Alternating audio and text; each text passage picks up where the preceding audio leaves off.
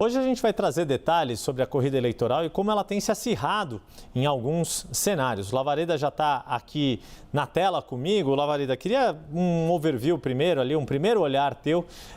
Claro, a gente tem que fazer a ressalva do quanto a gente ainda está num cenário inicial, mas a gente vai se debruçar sobre esses dados para mostrar que, por enquanto, a corrida deste ano estão um pouco mais acirradas do que foram 4 anos atrás, no ano de 2020, que, como você já mostrou, né, e a gente vai fazer essa comparação usando o agregador de pesquisas que o IPESP Analítica desenvolveu aqui para a CNN, para analisar de uma forma mais ampla, não focar só nesta ou naquela cidade, conseguir ter um olhar regional e, com isso, conseguir responder essa pergunta. Parece que 2024 está mais disputado do que 2020, né, Lavareda? Bem-vindo aqui ao Índice CNN.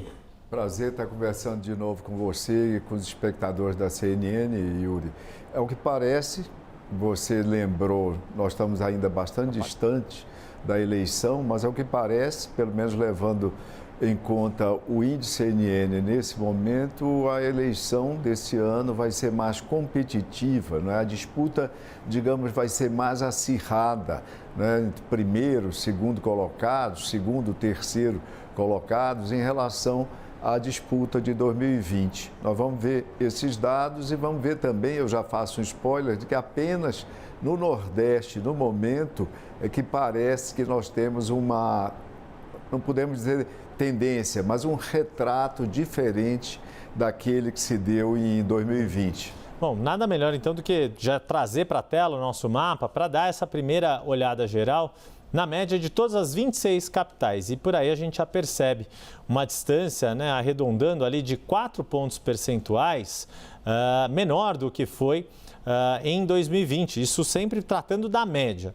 Nas eleições passadas, os primeiros colocados saíram com uma vantagem média de 19% e agora, pelo índice CNN, levando em conta e fazendo sempre a ponderação de que esse quadro de candidatos tem ainda muitas mudanças até o início da campanha oficial, essa diferença média caiu quase 4 pontos percentuais. Queria te ouvir já nesse primeiro aspecto, Lavareda, também abordar que, como você disse, em 4 das 5 regiões a tendência, ou pelo menos o retrato de momento, é dessas disputas mais acirradas. Você já fez o spoiler da região Nordeste, mas queria abordar um pouco dessa região Sul, que é a que tem uma menor diferença neste momento, e acho que reflete um pouco com o que você já trouxe antes. Em 2020, a gente tinha 2 prefeitos candidatos à reeleição, na verdade 3 candidatos à reeleição, 2 conseguiram e 1 acabou ficando pelo caminho. E agora só um prefeito, Sebastião Melo, em Porto Alegre, justamente ganhou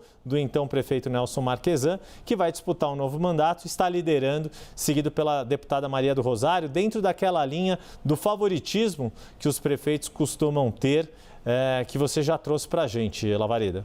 Ô Yuri, é verdade, a região sul é onde, digamos, as distâncias aparecem aí mais estreitas, né, em relação à eleição passada, lembrando que quem tem um desempenho melhor, ou seja, mais confortável na região sul, é o prefeito de Florianópolis, o Topázio Neto, que é um vice-prefeito que se transformou em prefeito, né, a partir da eleição passada, quando então o prefeito se desincompatibilizou, precisou se afastar da prefeitura. Então é esse quadro que nós temos hoje. A região sul apresenta uma maior mudança em relação ao padrão de competição da última eleição. E no Nordeste houve, como nós já comentamos, aí se alargou a distância entre primeiro e segundo colocado e nós podemos conjecturar os motivos que têm levado a isso, Yuri. Pois é, eu ia falar isso, né? Jornalista fica atento não exatamente quando o cachorro corre atrás do gato, a gente olha quando o gato corre atrás do cachorro, mas não é só a gente, não é só jornalista, todo mundo chama atenção quando tem a exceção que confirma a regra. E aí, Lavareda, você mencionou, no Nordeste a diferença hoje está quase 7 pontos maior em média que 4 anos atrás. Eu vou começar, e aí a gente já viu ali no mapa, mas a gente pode trazer os dados de algumas cidades, a começar pelo Recife, para o Lavareda mostrar e explicar o que está acontecendo na capital pernambucana. Olha só, Yuri, e notadamente o Recife, aquela capital que puxa, que amplia a média do Nordeste. Hoje nós temos uma diferença aí, como se vê, de 65 a 8, uma diferença de 57 pontos, segundo o índice CNN. E qual era a diferença 4 anos atrás? Praticamente 4 anos. Os 4 anos vão ser assinalados quando da eleição. 4 anos atrás, Yuri, nós tínhamos o prefeito João Campos, que agora concorre à eleição. Ele, no primeiro turno, ele teve 29% da votação. A candidata que ficou em segundo lugar, a Marília Reis, que era à época deputada federal, tal como ele, teve 28 pontos.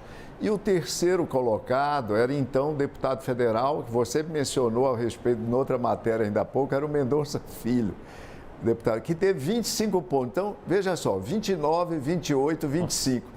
Fora esse resultado, uma pesquisa, seria o caso de chamar o empate triplo. Então, é assim que terminou o primeiro turno de 2020 no Recife. E agora abriu essa distância considerável. Óbvio que nós estamos falando ainda bem cedo, nós estamos apenas em março, na segunda quinzena de março, vai correr muita água ainda embaixo dessa ponte da eleição de 2024, mas é uma distância notável. Pois é, tem nessa região Nordeste também tem outros prefeitos, mas um outro bem avaliado e também que está favorito a novo mandato, que é o Bruno Reis em Salvador, por exemplo, mas nem, a exemplo de João Campos aí que a gente viu, mas nem todos estão assim. Em Teresina, por exemplo, o prefeito Dr. Pessoa não está nem entre os mais bem colocados. E em Fortaleza, Lavareda, o prefeito José Sarto se elegeu com uma margem estreita de votos, tem uma batalha dura pela frente, mas queria que você analisasse para a gente esse cenário, que os dados já estão na tela e ajudam a entender bem como este ano de 2024 reserva surpresas aí na eleição. Olha só, Yuri, veja o seguinte, nesse momento a distância é de 11 pontos entre o capitão Wagner e o José Sarto. O que é que se deu 4 anos atrás? Para o espectador que não é da capital cearense ou mesmo do estado do Ceará, então não tem oportunidade de acompanhar de perto a política no Ceará, 4 anos atrás, em 2020, os 2 candidatos que lideraram a votação no primeiro turno eram exatamente os mesmos, só que eles tinham uma posição invertida. Eles chegaram às urnas no primeiro turno numa posição invertida.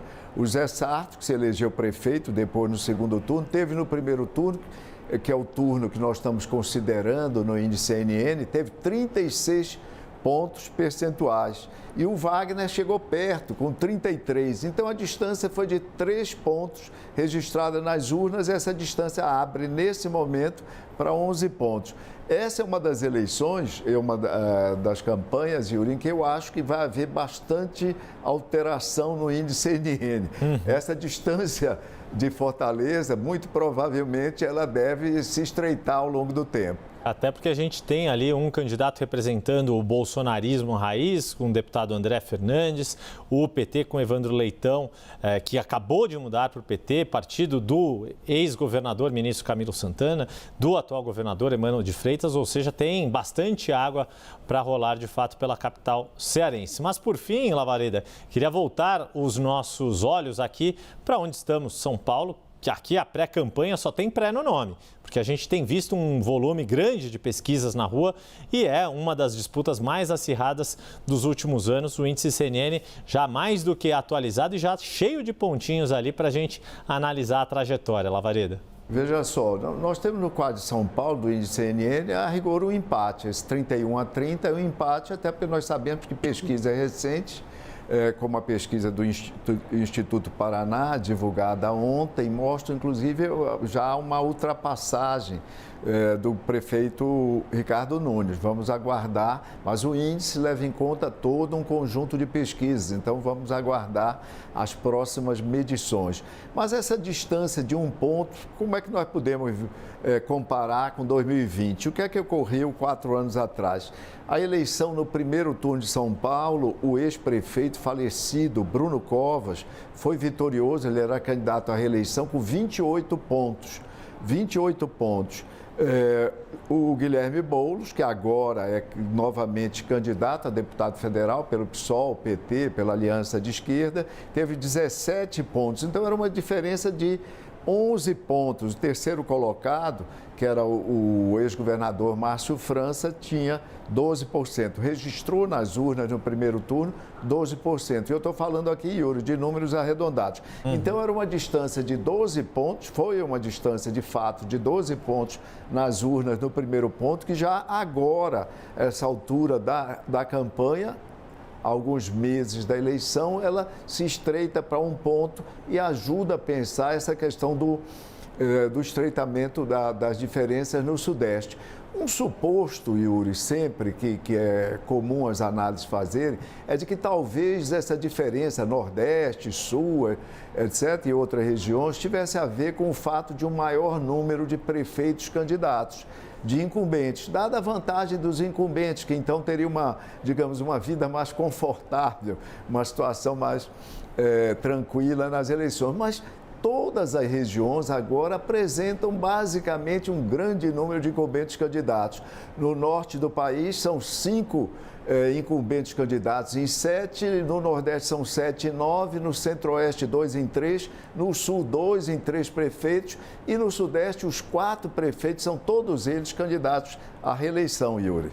Pois é, e isso vai dando o panorama ali do quanto essas eleições municipais de 2024 não só vão ser mais acirradas, mas estão sendo tão esperados por toda a conjuntura política do país, mas a conjuntura também de cada cidade. E por isso que eu renovo o convite para você. Toda semana, Antônio Lavareda e eu, Yuri Pita, estamos aqui trazendo esses dados, trazendo essas análises aprofundadas das eleições municipais mais esperadas desde a redemocratização. Lavareda, muito obrigado. Sempre um prazer dividir tela contigo e poder compartilhar do seu profundo conhecimento das eleições. Até a próxima. Obrigado, Yuri. Até a próxima.